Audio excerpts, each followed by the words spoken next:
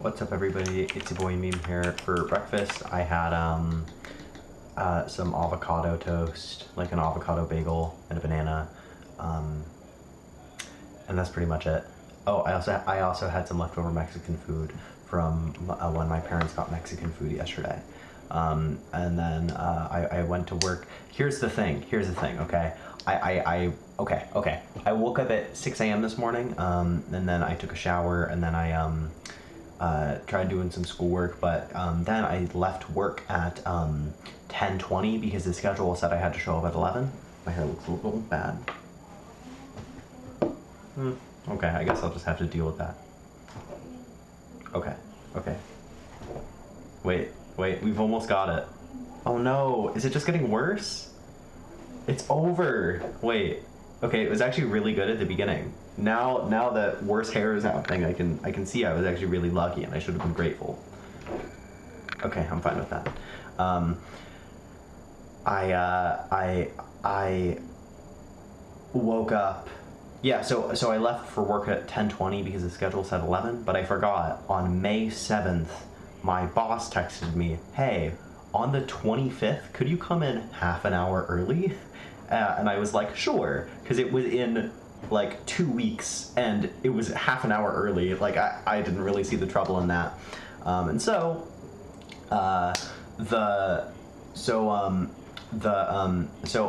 I didn't remember because it wasn't written on the schedule. It was just like a homey type thing. And so it was 10:20 and I had just left for work. I had started walking because it takes like 33 minutes to get to work, so I like to leave 40 minutes before I'm scheduled. And so I started walking, and then my one of my coworkers texted me, "Hey, are you showing up at 10:30 or are you showing up at 11?" And I said, "I'm showing up at 11. Was I supposed to show up at 10:30?" I was supposed to show up at 10:30.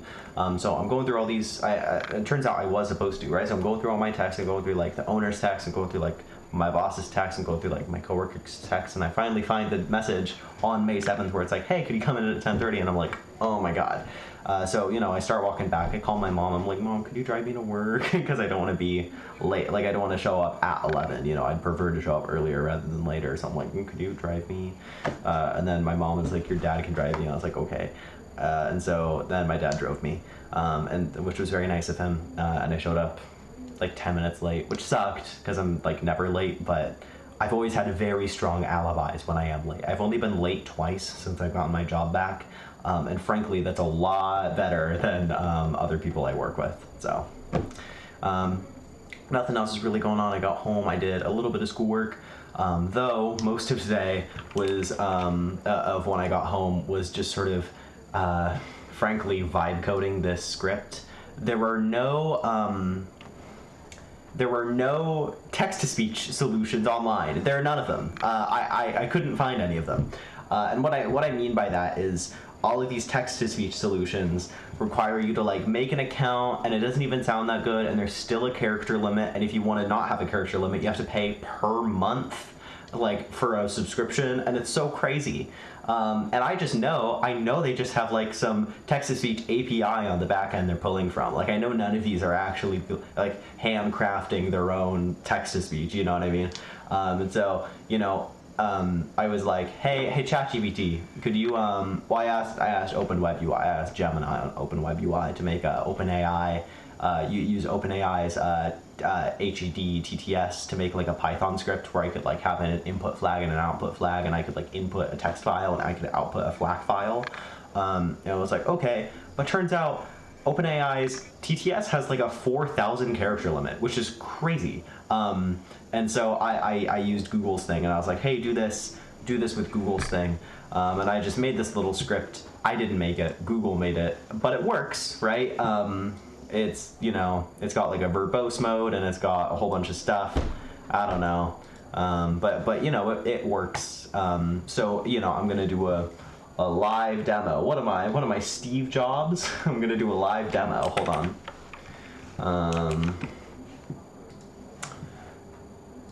So I could be like, hey, well, generate like a gigantic 1,000 word paragraph about the history of Debian. Dog. It's so crazy how 2.5 Flash is just like, sorry man, I can't do that. Hold on.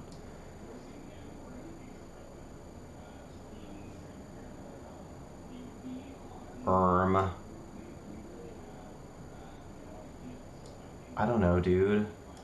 Should I do ChatGPT 4.0? See? ChatGPT just does it, but it's really slow. Like, that's why I wanted to do 2.5 Flash, but like, a terrible thing about and it's not even doing it in one paragraph. A terrible thing about 2.5 Flash is that it's not even like, it just tells you it can't do stuff. It's crazy. It just tells you, no, sorry, I'm not doing that. Like, that's crazy.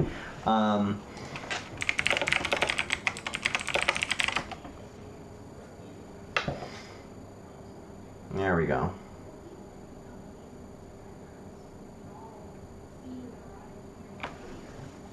So,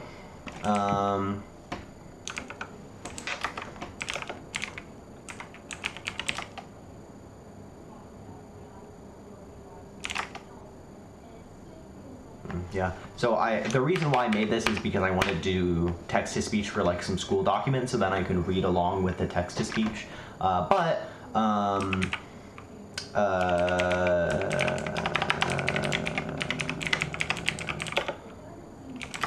So there's a input-I, and you could do an input like text file, or you could do direct text. So you could do like -T and then just like type it in, like type in what you want it to say.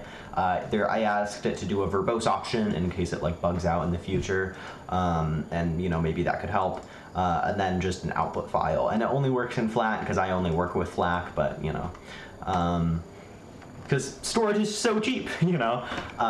And so essentially you could be like, well, let me just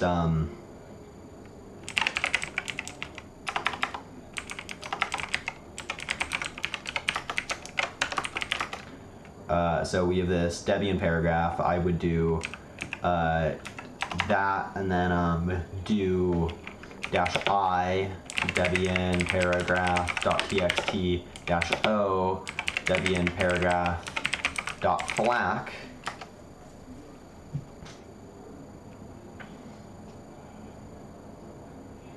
and then it does its work. It uses Google Cloud. I had to install the Google Cloud like thing, and because it can only do like around 5,000 characters at once, it actually splits it up into like multiple things.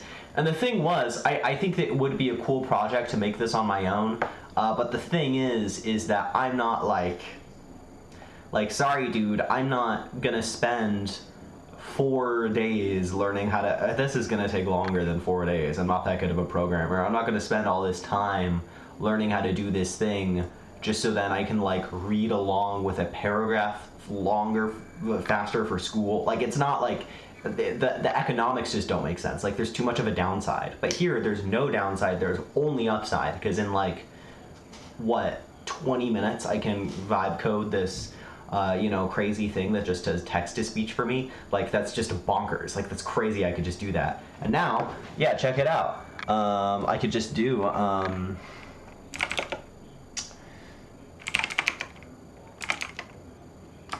Debian is one of the oldest and most influential Linux distributions, dating back to 1993 when it was started by Ian Murdoch. Its security team and a huge number of his work laid the groundwork for how large-scale open-source systems. Right? Isn't that sick? Yeah, so as I was saying, the reason why I vibe coded it instead of just doing it and it's not even vibe coding. I just asked a large language model to make a script. It's because I don't want to spend all this time to do something that'll be a pretty decent, you know, productivity increase. You know what I mean? Like, I don't know. Like, it's just, why would I spend the time doing this? It would be a good learning experience, but it's not worth like the downtime of me being in the middle of a school quarter and having to like not do anything for a while, just working on this. Like, it wouldn't make sense. Yeah. So nothing else is really going on. I hope everybody's a wonderful day, and yeah, see you, dude.